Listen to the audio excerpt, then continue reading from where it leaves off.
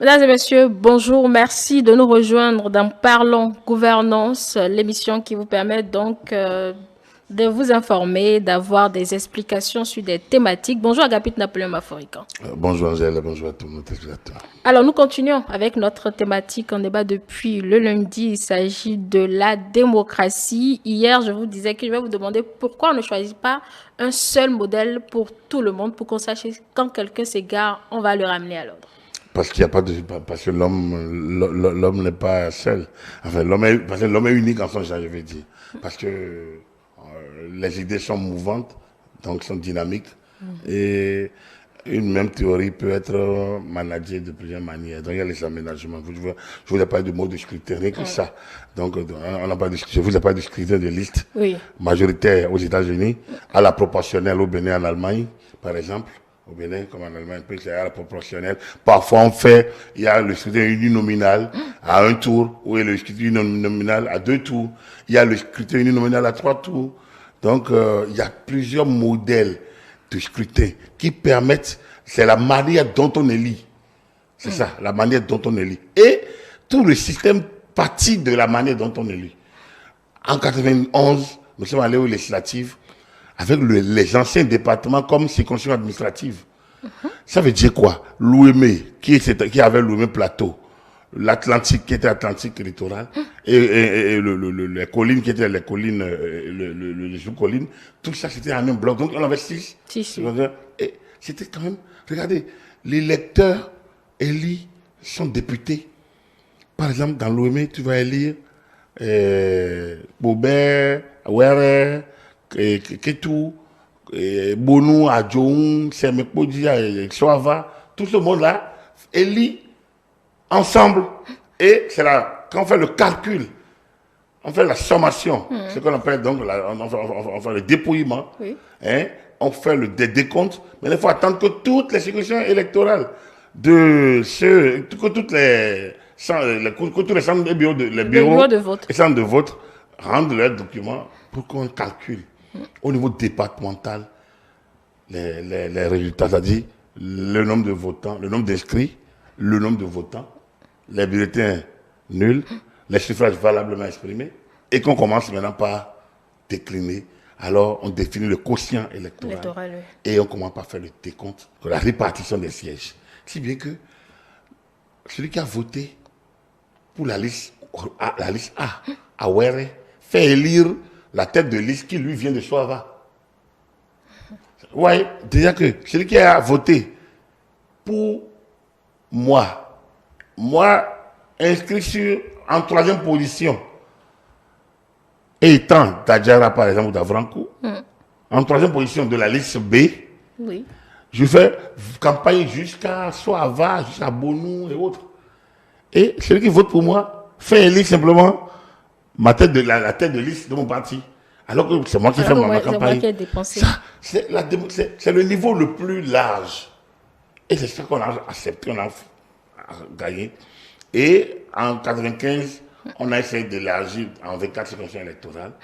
Et donc, depuis lors, les 24 circonscriptions électorales sont restées ainsi jusqu'à aujourd'hui, avec les dernières pondérations, avec le passage de 83 à 109, alors qu'en 91, c'était 64. Les scrutins majoritaires, de liste majoritaire, c'est aussi proche de ce schéma beaucoup plus ouvert. Mais lui, c'est le majoritaire. Ce qui est majoritaire prend. Ce qui est majoritaire prend tout. Prend le tout. Et donc, il laisse les autres sur le carreau. Ce n'est pas plus démocratique. Mais ça crée une sorte de cohésion, de cohérence. Il y a moins de partis politiques.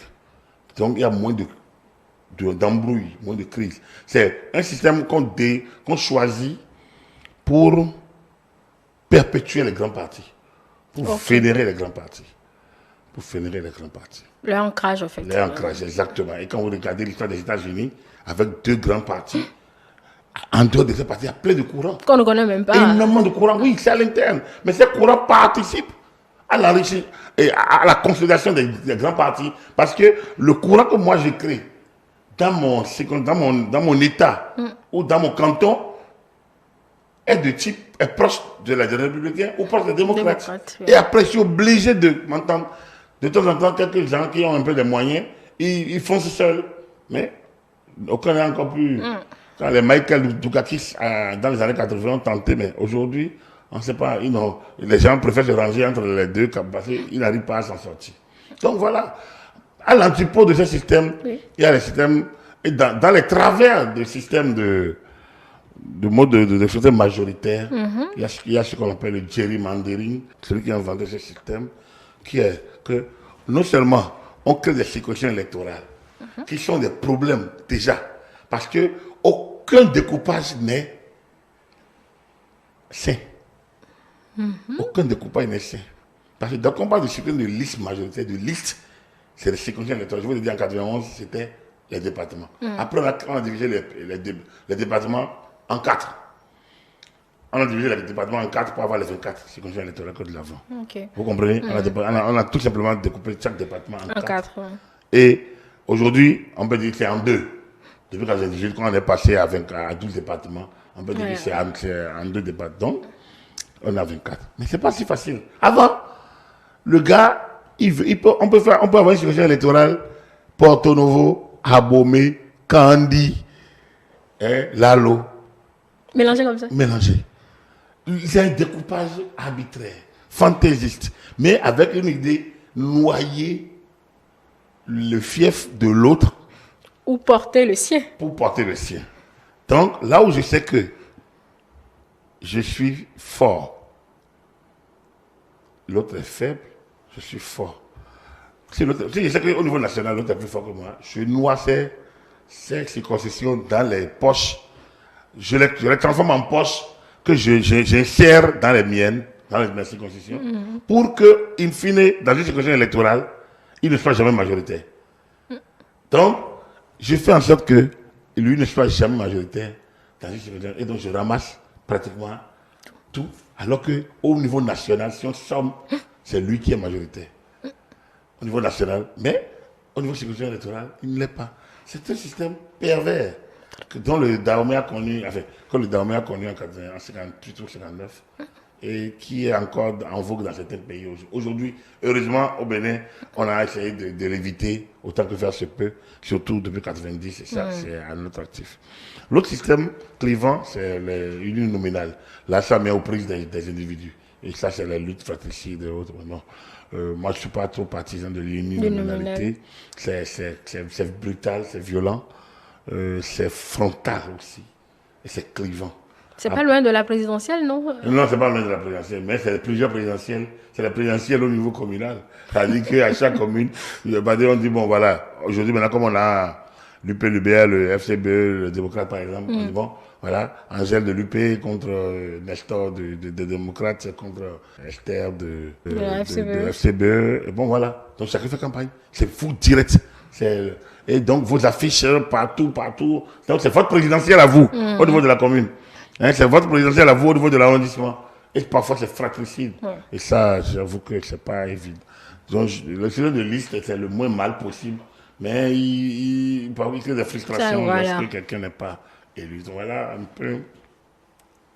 Et puis, parfois, un seul modèle. Même au niveau même du concept lui-même. Je vous l'ai dit, non, le président des États-Unis est élu par des grands électeurs. Oui. Donc, ce n'est pas une élection directe, c'est une élection indirecte. Tout comme le président de l'Afrique du Sud. Le président sud-africain, l'Afrique du Sud a un régime présidentiel, un peu comme nous. Mais le président sud-africain est élu par le Parlement sud-africain. Donc, les élections ont lieu et dégagent des députés au Parlement sud-africain. Et le président est élu par le Parlement. Un peu comme c'était sous le PPB chez nous ici, où l'Assemblée nationale révolutionnaire élit le président du bureau, le président de la République. C'est l'Assemblée nationale révolutionnaire qui élisait le président de la République populaire du Bénin. Ça a eu lieu en 79, en 84 et en 89. Je pense que c'est les 3 fois où ça a pu se passer en 79 pour expérimenter la constitution du 26 août 77 et 5 ans après en 84, 5 ans après en 89. C'était la fin du système. Alors, l'Afrique du Sud a choisi ce système pour éviter le suffrage universel direct, qui est l'autre, qui est le versant un peu de scrutin uninominal, on dirait donc, où il y a vraiment pluralité. Donc, c'est le plus ouvert. Donc, mais l'Afrique du Sud, au regard de son histoire, s'ils doivent aller en présidentiel, en suffrage universel direct, les Noirs vont toujours gagner. Ils sont les plus nombreux. Et donc, tenant compte de son histoire, ils ont préféré un système un peu moins brutal et qui permet que c'est au Parlement que ça se joue. D'accord. Maintenant, vu que la minorité, ça je vais terminer sur ça, la minorité semble toujours se victimiser, pourquoi on ne trouve pas un modèle pour elle? Peut-être, je ne sais pas, un petit président à côté pour gérer vu qu'ils ont également eu des gens qui ont voté pour eux. Je vous raconte l'histoire de Wologede, la coalition Wologede en 63-64. Lorsque ils ont éjecté Maga du pouvoir, à Piti, à Omandigbe, ont pu créer le parti d'armée de l'Union, PDD, enfin, l'Union progressive d'armée, Wologede. Wologede qui veut dire Union, chaîne, Wologede. Ils ont créé ça. Ils sont allés aux élections. Et la constitution qui a été faite a créé un pôle de président de la République, chef de l'État, et du vice-président de la République, président du Conseil des ministres. Donc, le président de la République est le chef de l'État, mais il n'est pas le chef du gouvernement. Le chef du gouvernement, c'est le vice-président de la République. Donc, les deux sont élus. Apiti, président. À Omanigbe, vice-président de la République, président du Conseil. Alors, vous connaissez la suite? Ils n'ont même pas pu s'entendre. Alors qu'ils sont du même parti. Donc, le parti, ensemble, ils ont fait les campagnes. Ils n'ont même pas pu faire 2 ans au pouvoir. À peine un an après, ils sont dans une manière, ils ne pouvaient même plus s'entendre. Pourquoi? Ah oui, parce que chacun, et vous allez voir l'enjeu, hein, il est tellement, chacun voulait être celui qui nomme le président de la Cour suprême. Oh là là. C'est tout. Nommer le président de la Cour suprême. Ils veulent nommer le président de la Cour suprême. Ça n'a pas l'État. Bon. C'était que là le problème. Cour suprême. Cour suprême. Alors, bon, à l'époque. Et sur ça, ils ne s'entendaient pas. Alors, Aomanigbe profite du voyage d'Apiti, Apiti qui était en voyage. Donc, Aomanigbe était à la fois président intérimaire, donc du coup, il assurait de fait l'intérim, non ou de droit l'intérim du président absent. Et il était en même temps le vice-président de la République, président du Conseil. Il profite et il donne, c'est lui qui voulait, je ne donne pas le nom. L'autre rentre pour dire non, c'est pas possible, c'est de l'abus. Et donc, du coup, ils ont commencé par se chamailler. Cacophonie au sommet de l'État, l'armée leur demande de prendre leur responsabilité. D'abord, c'est Apiti, et puis c'est à Omanigbe, et puis bon, voilà, c'est pour ça qu'ils ont été pétanqués du pouvoir, et naïvement, bêtement, comme on peut le dire, sous d'autres cieux. Donc, aucun d'eux, finalement, n'a plus ce droit de nommer le président de la Cour suprême, ou bien le président. En tout cas, ça lui a coûté leur pouvoir. Donc, voilà, ils viennent du même parti. Alors, vous voulez que on donne un pouvoir à la minorité. Regardez, déjà, afin des chefs de file de l'opposition, là. Ouais, déjà, les gens se prennent comme le président du gouvernement de l'opposition.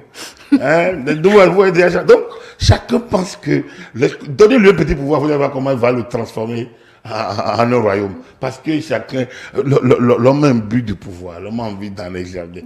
C'est le pouvoir qui transforme finalement. A chanté l'artiste, si jamais l'homme était Dieu. Donc, tout homme veut incarner un petit Dieu. Donc, du coup, ne lui donnez jamais le pouvoir. C'est pas conquête qu'on prend le pouvoir. Ensuite, la dévolution du pouvoir doit être organisée. Et enfin, le partage du pouvoir n'est pas donné à qui. Dans tout partage du pouvoir, il faut créer la hiérarchie. Sinon, bienvenue les dégâts, et on en a connu en Afrique. Le pouvoir, ça ne se partage pas. Ça se structure, ça se hiérarchise. Il y a un avant les deux. Donc, si vous mettez 2 personnes au même niveau, vous créez. Les systèmes bicaméralistes, les systèmes de type président de la République, vice-président ou président de la République, premier ministre. Mais le Niger, aujourd'hui, le Niger est stable parce qu'ils ont trouvé leur alchimie. Mais ce qui s'est passé en 91, 92, pour retrouver le coup d'état de 95 avec Maïna Sara, et lui-même brutalement tué, après, pas manqué, c'est justement. C'est cacophonie. Hein? Quand le système est bicaméral. Regardez le Togo, on a beau dire, on a suspendu l'Union européenne, on a fait tout. Mais le clan Yadema est toujours là. Toujours, oui. Donc vous pensez que. Bon, alors est-ce que le peuple togolais est plus meurtri que le peuple béninois? Ça c'est à voir. C'est les théories d'amphithéâtre. Après le terrain, je ne sais pas si c'est la même chose ou pas. Puisque dans les Émirats arabes, ça ne change pas. Et pourtant, personne n'en fait un problème. C'est leur modèle. En Chine, ça ne change pas. C'est leur modèle.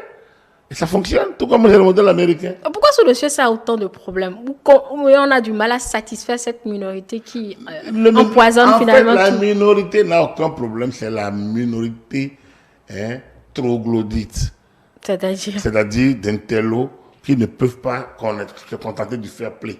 C'est-à-dire que c'est de la troglodytie.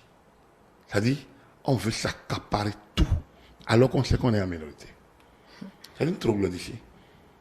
Parce que vous savez que vous n'êtes pas en position de force. Mais vous allez faites du bruit pour d'abord enlever sa légitimité à la majorité. C'est manquer de respect. D'abord pour la République, mais on s'en contente. On devrait régler cette question dans la Constitution pour que les gens qui ne respectent pas ces choses, on les écarte de la sphère du pouvoir. L'article 34 a demandé de la Constitution, on le répète toujours, mais est-ce qu'on l'oppose à quelqu'un? On doit l'opposer. Pour que personne ne remette en cause l'ordre constitutionnel. C'est peut-être les citoyens que nous sommes, que nous avons, qui font le jeu également de cette minorité. Le citoyen est globalement analphabète, monsieur. Et même l'intellectuel, le drame d'Aqua, c'est que l'intellectuel est pire encore que l'analphabète parce que lui, il s'entend parler, il n'écoute pas. Il s'entend parler, il n'écoute pas. Et donc, cet art, il grandit avec, il vieillit avec, et il meurt avec, on l'enterre avec. Et donc, pendant qu'il vit, il les étale partout où il passe. Et lorsqu'il a les moyens d'irradier large effet viral, comme on le dit sur la toile, s'il a une capacité virale suffisamment large et dense, c'est qu'il éjecte cet art dans l'opinion de telle force que tout le monde dit que le linge blanc aime du noir. Et le gars va mettre son pied, il va dire je vais mettre mon doigt coupé, je vais mettre mon bras coupé. Wow. Et pourtant, quelle élection on a gagné, on a fait. Et tout le monde a dit ah c'est bien de l'organiser. On va trouver toujours quelque chose pour dire c'est pas mauvais. Quand vous regardez les démocrates aujourd'hui, mais ils sont dans cette posture-là, avant eux d'autres. Donc, c'est ça, c'est une posture où le budget de l'État va à l'Assemblée là maintenant. Déjà, ils sont prêts, ils vont voter contre. C'est déjà connu. Et ça, c'est une prophétie. Et ça, on a hérité ça de la France. Et donc, maintenant, nous, on a pris le côté plus négatif. Le budget, c'est-à-dire qu'on est dans une posture de rejeter. Parce que ça ne vient pas de notre camp. C'est ça. C'est le travers. Mais quand on dit démocratie, on dit non, c'est la liberté, c'est le droit de l'homme. Et chaque jour que Dieu fait, on élargit ses droits. En oubliant que, à force de tirer les droits, on anéantit les droits. Mais est-ce que ceux de qui on a appris les droits de l'homme le font comme ça? C'est finalement la question que je vais poser. Non, c'est enfin, ils créent toujours tous les jours d'autres droits pour pouvoir. Eux, ils estiment que nous ne sommes pas assez matures. On n'est pas assez matures, donc on crée. Parfois, ils créent, ils disent qu'ils n'appliquent pas, ils ne vont pas appliquer. Mais nous, on doit l'appliquer. Et ils disent on n'applique pas, eux ne veulent pas appliquer ça. Mais nous, on doit l'appliquer. On est dans la même Nations Unies, bon, encore l'autre machin. Donc, et ça se passe un peu de cette manière-là. Le monde qui est sorti de la Deuxième Guerre mondiale est supposé être un monde de paix et de justice. Mais c'est un monde de rapport de force. On n'a jamais connu autant de rapports de force. Finalement, si la démocratie implique tout ça, ça doit être du leur. Hein. Bon, vendredi... Je ne sais pas si... Vous savez, Mathieu Kérékou avait... que j'avais du plaisir à écouter. Surtout comme je dis, moi je suis de l'école du PAPB, donc je suis désolé ceux qui n'aiment pas entendre ça. Mais vous savez, il prophétisait beaucoup sur la démocratie. Je pense que si on retourne à ces théories, à ces discours, on va dire que ce fut un prophète. C'était un prophète. On dirait c'était un prophète. Mais bon, en disant ça, je sais que j'irrite beaucoup de personnes en plus, mais bon, c'est pas grave. Mais ce que je dis, c'est du fait. Je ne vante pas. Retournons, si vous voulez, retournons aux bandes anciennes et on va voir. Moi, je ne fais que dire ce que j'ai vécu. Bien sûr. Voilà, vendredi, on va parler mandat légitimité et pourquoi pas ouvrir la brèche sur les déviances qu'on a déjà rappelé tout à l'heure. Merci à vous, Agapit Napoléon Baforican. Mesdames et messieurs, à demain. Et n'oubliez pas de continuer à nous suivre sur nos canaux digitaux, notre site internet, le www.etélébenin.com, notre page Facebook ETélé en direct, notre compte Twitter ETélé Live, puis sur iOS et Android ETélé Bénin. ETélé avec vous, pour vous.